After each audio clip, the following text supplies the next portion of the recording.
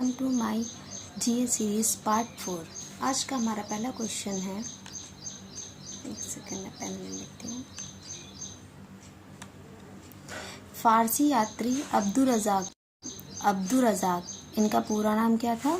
कमालुद्दीन अब्दुर रज़ाक।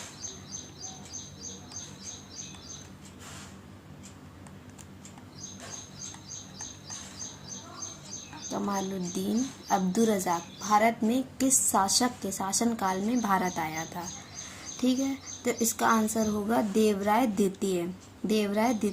1441 में, एक सेकेंड,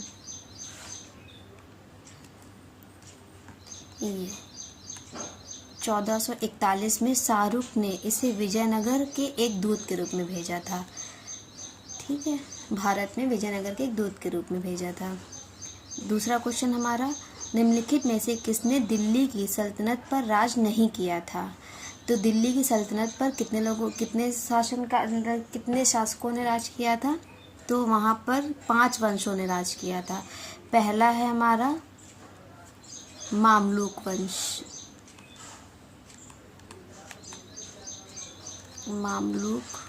वंश, इसे गुलाम वंश भी कहते हैं। ठीक है, आप ये नोट डाउन कर लीजिएगा, गुलाम वंश भी इसे बोलते हैं। 1206 से 90 तक। ठीक है, और दूसरा था हमारा खिलजी वंश।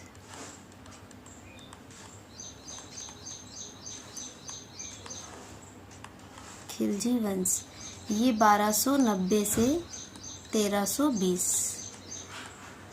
ठीक है, और ये हमारा तीसरा था तुगलक वंश। इस वंश का जो समय था ये बहुत ही लंबा था। सबसे ज़्यादा इस वंश ने ही राज किया दिल्ली सल्तनत पर। तुगलक वंश का 1320 से 1414 तक। ठीक है, फिर ये चौथा हो गया हमारा सैयद वंश।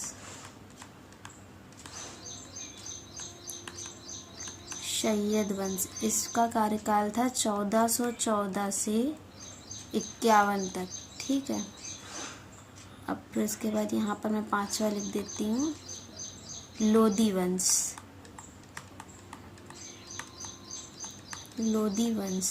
लोधी वंश का कार्यकाल था 1451 से 1526 तक। ठीक है, ये 5 वंश थे जिन्होंने दिल्ली सल्तनत पर राज किया। तो इनमें से ये गोरी वंश ने दिल्ली सल्तनत पर राज नहीं किया। ठीक है, हमारा थर्ड क्वेश्चन ये है, दिल्ली सल्तनत के किस सुल्तान ने अपनी राजधानी दिल्ली से आगरा स्थानांतरित करी थी? ठीक है, दिल्ली से आगरा स्थानांतरित करी थी। इसका आंसर होगा सिकंदर लोदी। ठीक है, बहलोल लोदी का जो पुत्र था उसका नाम सिकंदर लोदी था।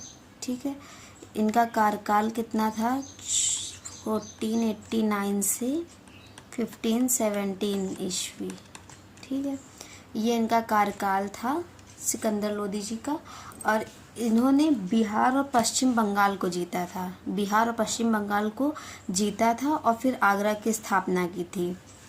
इन्हें कृषि में बहुत ज़्यादा रुचि थी, तो इन्होंने कृषि क्षेत्रों को मापने के लिए 32 अंकों वाले गज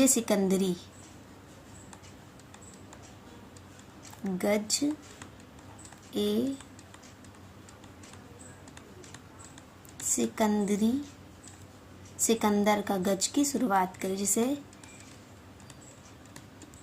सिकंदर का गज भी कहते हैं, की शुरुआत करी थी। ठीक है, नेक्स्ट क्वेश्चन हमारा क्वेश्चन नंबर 4।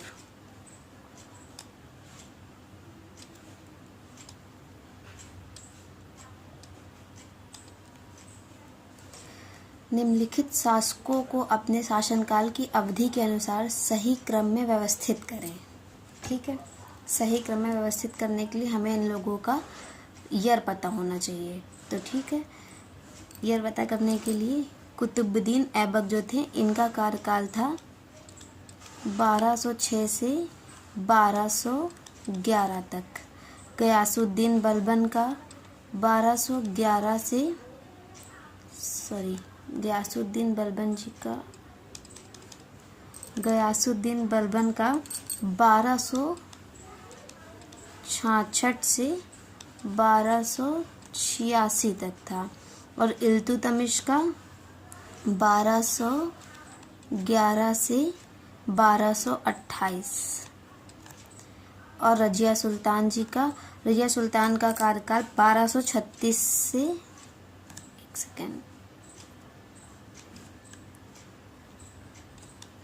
1236 से 40 तक था। या रजिया सुल्तान ये एकमात्र महिला शासिका थी। ठीक है, तो इसके हिसाब से हम लोगों का कौन सा नंबर आएगा? पहले तो कुतुबुद्दीन ऐबक आएंगे। ठीक है, पहले 1 नंबर आएगा,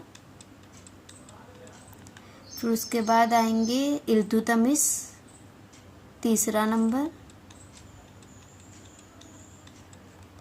फिर आएंगी रजिया सुल्तान, 4th नंबर, फिर आएंगे गयासुद्दीन बलबन, 2nd नंबर। तो आंसर हमारा क्या होगा? 1st, 3rd, 4th, 2nd, ए। आंसर नंबर हमारा ए होगा। अब ये 5th क्वेश्चन, रजिया सुल्तान किस शासक की पुत्री थी? रजिया सुल्तान शमशुद्दीन इल्तुतमिश की पुत्री थी, और दिल्ली के पहले सुल्तान कुतुबुद्दीन ऐबक की पोती थी। कुतुबुद्दीन ऐबक की ये पोती थी, ये दिल्ली के पहले सुल्तान।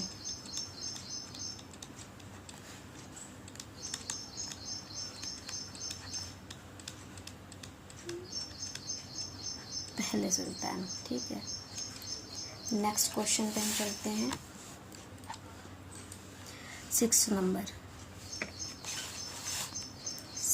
का क्वेश्चन है, किस शताब्दी में दिल्ली का कुतुब मीनार, दिल्ली का कुतुब मीनार बनाया गया था? तो ये 12वीं शताब्दी में बनाया गया था। कब बनाया गया था? 12वीं शताब्दी में। इसका निर्माण कार्य 1192 में शुरू हुआ था। कुतुबुद्दीन ऐबक ने शुरू किया था। किसने किया था? कुतुबुद्दीन ऐबक ने। बाद में इनके उत्तराधिकारी इल्तुतमिश ने इसे पूरा किया था। इन्हें बनाया किसने था? कुतुबुद्दीन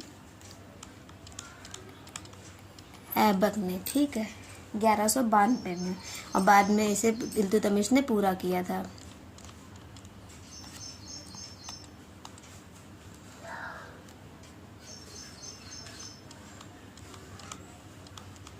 इल्तुतमिश ने पूरा किया था। उसके बाद 1368 में फिरोज शाह तुगलक ने 5वीं और इसकी आखिरी मंजिल का निर्माण करवाया था। 1368 में फिरोज शाह तुगलक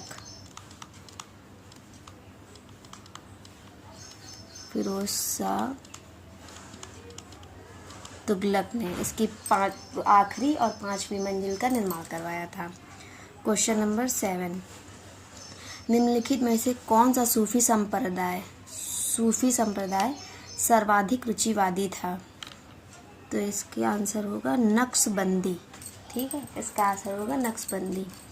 8वां क्वेश्चन, विजयनगर के राजा कृष्णदेव राय की रचना अमुक्तमाल्यद किस भाषा में लिखी गई थी? यह लिखी गई थी तेलुगु में। किस में लिखी गई थी? तेलुगु में। यह एक महाकाव्य है। क्या है? महाकाव्य है। ठीक है, 9th क्वेश्चन हमारा, तैमूर लंग ने किस वर्ष में भारत पर आक्रमण किया था? तैमूर लंग ने 1398 में। ठीक है,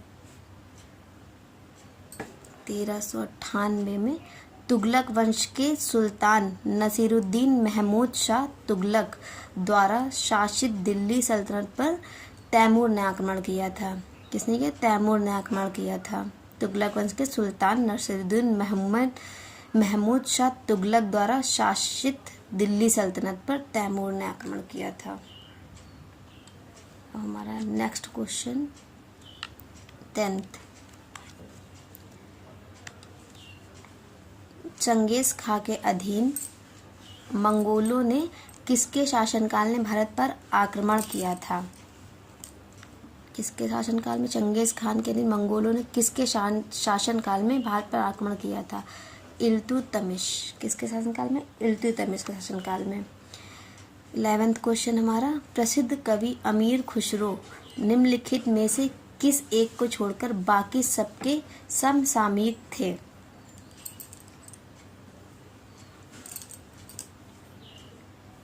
ये इल्तुतमिश के, शायद इल्तुतमिश के, इल्तुतमिश को छोड़कर ये और सभी के समकालीन थे।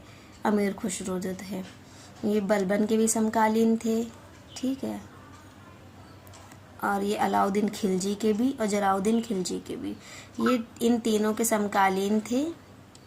ये सिर्फ इल्तुतमिश के समकालीन नहीं थे। और ये 12th क्वेश्चन हमारा, मोहम्मद बिन तुगलक ने अपनी राजधानी कहाँ से कहाँ बदली थी?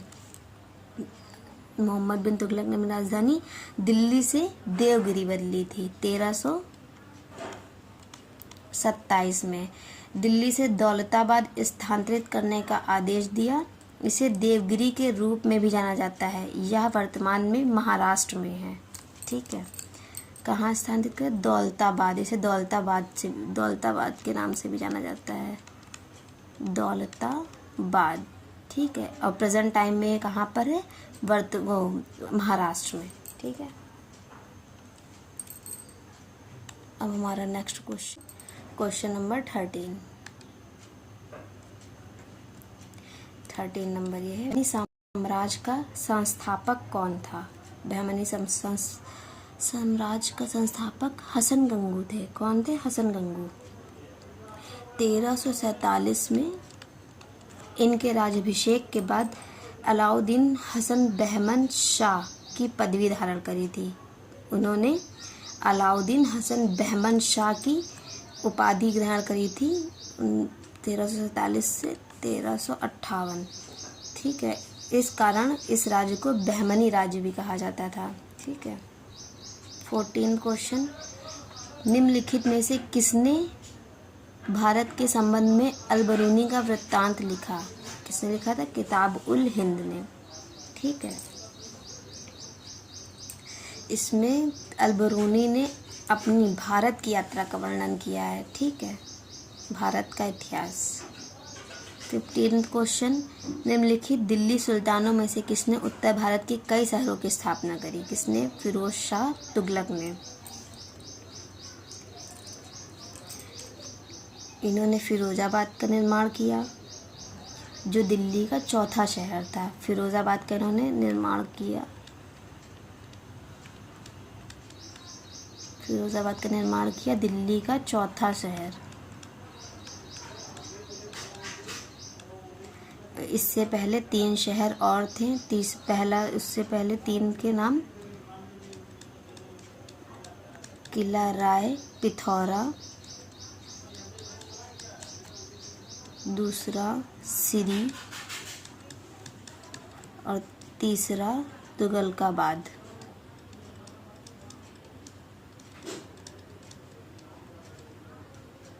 ठीक है। ये क्वेश्चन हो गया हमारा। अब हमारा 16 क्वेश्चन, कुवत उल मस्जिद में स्थित लौ स्तंभ किस शहर में है? यह है दिल्ली में। यह जो स्तंभ है विष्णु मंदिर से लिया गया है। कहाँ से लिया गया है? लौ स्तंभ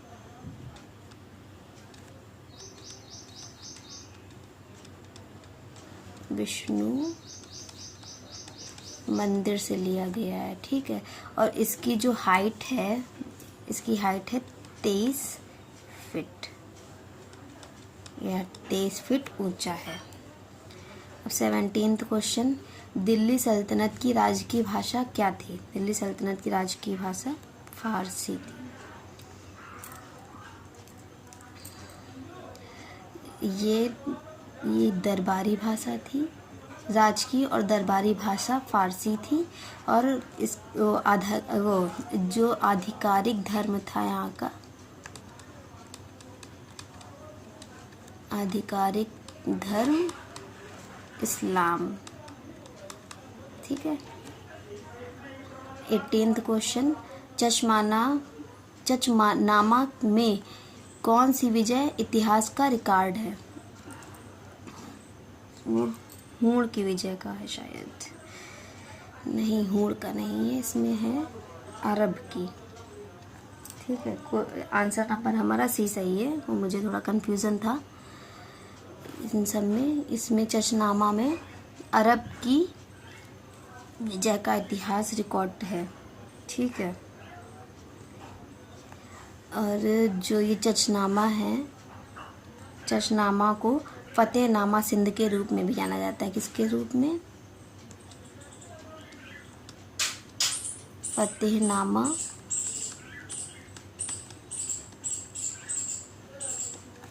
सिंध के रूप में भी जाना जाता है। ठीक है।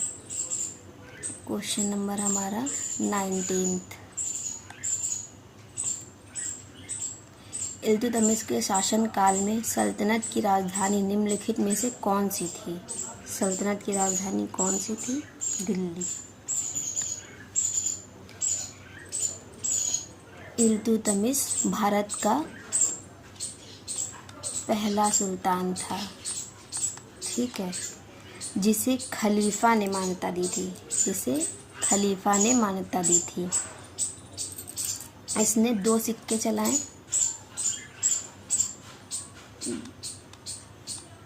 रजत के, टका, तांबा के, जीतल। ठीक। अब ये 20 क्वेश्चन हमारा, निम्नलिखित में से कौन सा विजयनगर कला का सबसे अच्छा उदाहरण है? विजयनगर कला का सबसे अच्छा उदाहरण हम्पी है। यह साम्राज्य दक्षिण भारत के दक्कन के पठार, कहाँ? दक्षिण भारत के दक्कन के पठार क्षेत्र में स्थित एक हिंदू साम्राज्य है। क्या है? एक हिंदू साम्राज्य है। तो आज की क्लास यहीं ख़त्म होती है। ये जीएस की 4th सीरीज़ थी जो आज कंप्लीट हुई है। 20 क्वेश्चन मैंने कंप्लीट करे हैं। ठीक है।